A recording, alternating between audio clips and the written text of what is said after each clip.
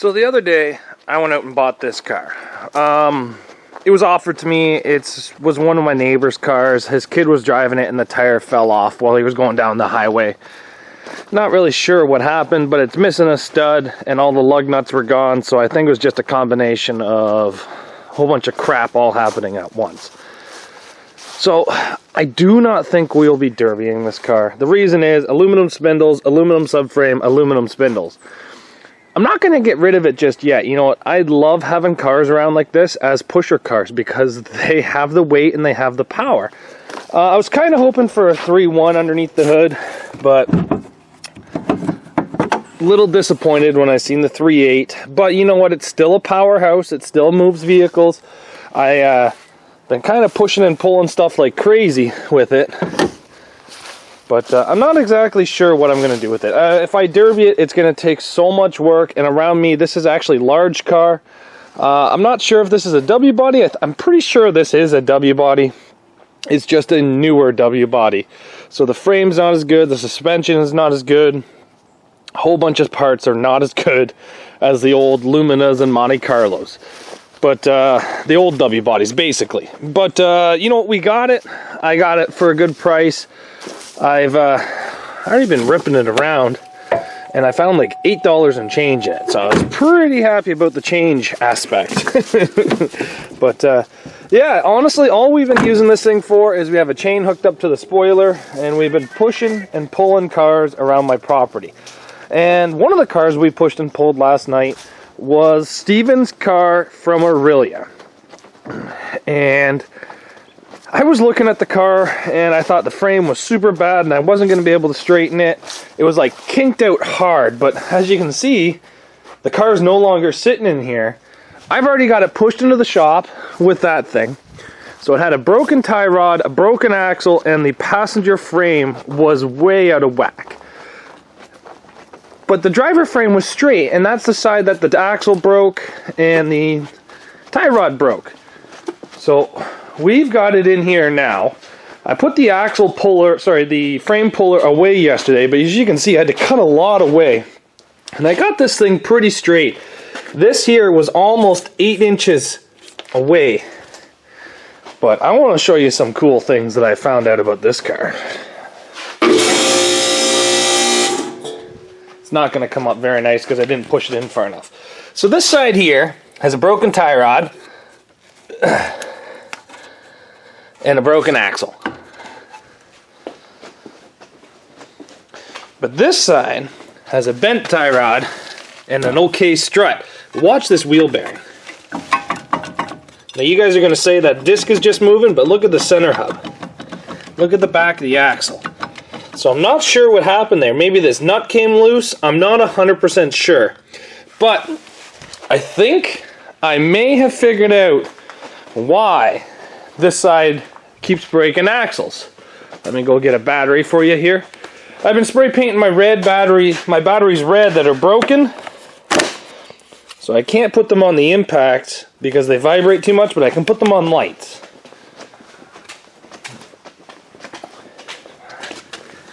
Can you guys see that lower control arm? It's got a massive kink in it.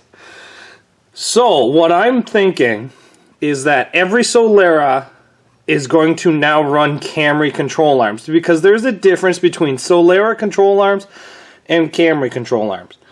So that is probably the reason why this thing has broken 2 tie rods and 2 axles on this side, is maybe because that's been broken for a while or bent for a while. I don't know.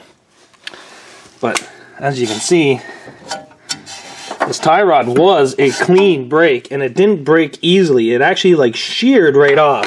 Let's see if you can, I don't know, it's so dark in there. I really wish I had pushed this thing in farther before I tore it apart, so then I could actually lift it, but oh well. What we're going to be doing today is axle, tie rods, both sides, control arms, both sides, and I got to take the struts out anyway, so I don't know. And then we're going to be trying to weld some kind of rad support back in this, because I had to cut pretty much the whole rad support out. But yeah, we will be trying to see what we can do to this, that's for sure. Driver frame rail's been pretty good over the last year and a half, but passenger side has not been. It's kind of been a bad frame rail. Bad frame rail. So we're going to see what we can do to this. To straighten it, I welded chain right to the plate and pulled off the plate. You can kind of see where the plate's ripping away now, so we're going to have to address that. And then I welded another chain link to the threaded rod and pulled right on the threaded rod. So it's kind of a different way of doing it, but I didn't really want to cut a hole and pull from the other side. We'll see what we can do to get this thing a little bit straighter and see what we can do for a bumper on the front of this. But still plenty of time, and we're going to see what we can do. Voila! It took me less than 10 minutes, and we have this whole front end apart. As you can see, that tie rod, now that we're in better light, that was a clean break. You can see the tearage. That actually just looks like a bad cast, to be honest. Like, you can see that. But, yeah, oh my god, look at that. It just like sheared it all the way right in and then pulled it out. That's crazy. But this one looks good. Ball joint looks good. Strut looks good. Brakes look good. Brake pads look brand new. They look better than the one I'm driving on the road. Now, other than the strut, this is what else broke, was this end of the axle. And this control arm. You guys see that? That's an unhappy control arm. We're going to go get different parts for this, and I'm going to show you guys the difference between Solera and Camry parts. Now, I'm not sure if this is the same for Avalon or not, but I know I've done enough Soleras and I've done enough Camrys to know the difference between them. So this is where you guys all make fun of me because I keep all these parts. Oh, you're never going to have to replace control arms. Oh, you're never going to have to replace those. You're never going to have to replace those. Well, why do I have so many transmissions and motors? And this motor's actually garbage. Why do you have all those parts? You're never going to use it. That's what my wife says to me all the time. Well, guess what? I'm going to use them right now. I think that's passenger. Yeah, that's passenger. So you can see the difference in this is a hard piece of metal that's casted. And the Solera ones. There, this one's passenger. Okay, so this is the part I need, and then I needed tie rods, but I don't really keep the tie rods in here. I keep the tie rods outside. So yes, we're good. Turn off the light, save electricity.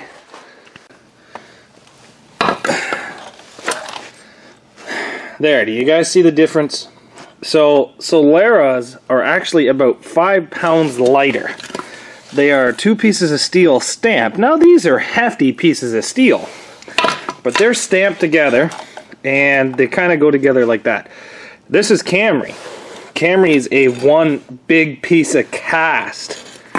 Now the great thing about cast is it's actually very strong, but the problem is if you take a huge hit, you will snap them. Instead of bending them, you will snap them. But honestly, I've never snapped a Camry lower control arm. I've bent Soleras, but never done anything to Camrys. So we're going to be taking out this one and going to that one. And just like that, we have this car all back together. I'm going to keep this piece of the tie rod because, you know, it's still pretty good. I'm going to get rid of this piece, though. And I'm definitely going to get rid of the bent control arm. Yeah, that's bent. Couldn't find my anti-seize, so I put everything back together with some grease. Now we just got to turn our attentions to this side and just a new tie rod.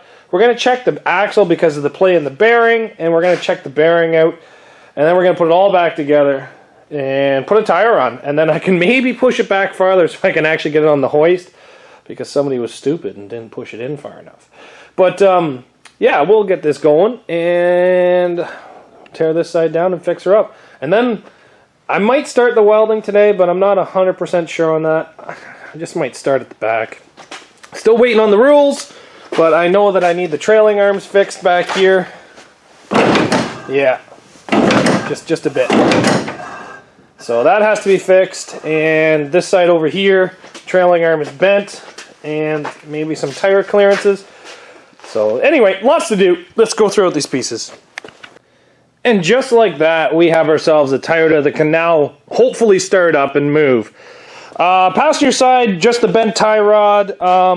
We checked the bearing, and it's garbage, so I didn't replace it. It's not a road car. This thing doesn't have to do 400 kilometers an hour. This thing has to do 20. Hopefully the bearing will last long enough that it doesn't like shred apart into thousands of pieces and drop this car into the ground. I think it will be okay. I really do. It's been through like 6 derbies right now, so you know, one more probably won't be the death of that bearing, but it's getting close. I wouldn't put it on my daily driver. This side got new control arm, new tie rod, new strut, new axle. So there's quite a bit of stuff on this side that's been replaced. But something interesting, if you take a look, this tire is in direct line with the body, which is cool. But then you come to passenger side, and there's no body left. It's all been pounded in. There's almost 6 inches of difference from there to there. So it kind of shows you how hard this car is getting fed on the passenger side. But we're not allowed passenger door bars where every time this car's been ran. I was allowed it at the beginning, so it was inset 6 inches, but since that first run, that bar's been out every time. We're not allowed the passenger door bar, so it doesn't have one. This car's been sitting for quite some time. Still has all Steven's helmet and neck brace inside of it. Let's see if she starts up. Come on, baby. Oh, is it in park? It's in park.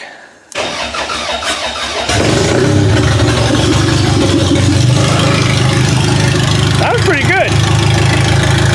So what we're going to do now is we're going to drive it back so that I can actually lift this thing safely on the hoist. Because of how bad it was bent for steering, I couldn't really get it onto the hoist very well.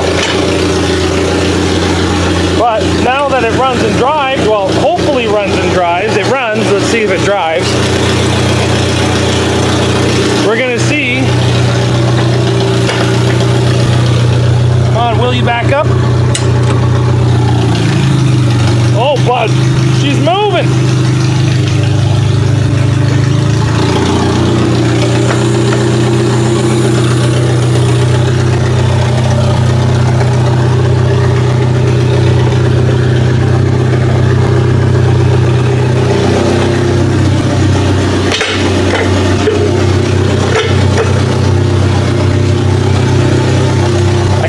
This thing is as good as it is. This thing has been through like 6 derbies, all stock, is bent to shit, but you know, it still keeps running. I can't even get that underneath there. You know, 3 out of 4 is a passing mark, right? Well, now it's up on the hoist, so we can do more. Let me turn this off so you guys can hear me, but just before I turn it off,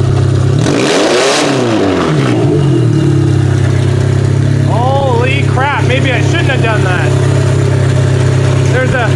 There's a fine bit of smoke and unburnt fuel smell in here.